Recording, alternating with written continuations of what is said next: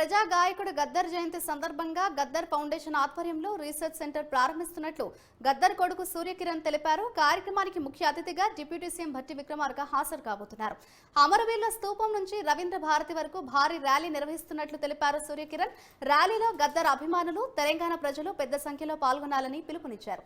ఆత్మీయ అతిథుల ప్రసంగాల నడుమ పాటకు జీవకణం, తరగని గని పుస్తక ఆవిష్కరణ కార్యక్రమం ఉంటుందని తెలిపారు సూర్యకిరణ్. రేపు గద్దర్ గారి జయంతి సందర్భంగా గద్దర్ గారి ఫౌండేషన్ని ప్రారంభిస్తున్నాం. దాంట్లో సందర్భంగానే దీని ప్రధానమైన ఉద్దేశం ఒక ఎన్జిఓ సేవా కార్యక్రమం. గద్దర్ గారు చేసిన పూర్తి జీవితాన్ని గురించి విశ్లేషణ, అలాగే వారి చరిత్రను సేకరించడం, వారితో కలిసి పనిచేసి అమరులైన వీరులకు, కవులకు, కళాకారులకు యావత్ దేశం మొత్తం ఉన్నారు.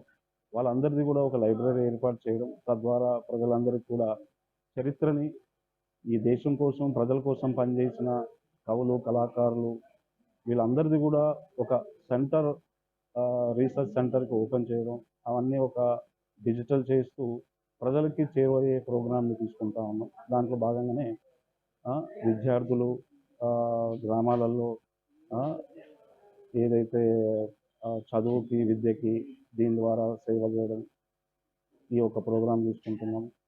భారతదేశం అంతా కూడా కనెక్ట్ చేయాలనే ప్రయత్నంలో భాగంగానే ఈరోజు ఈ ఫౌండేషన్ ఏర్పాటు చేయడం జరిగింది.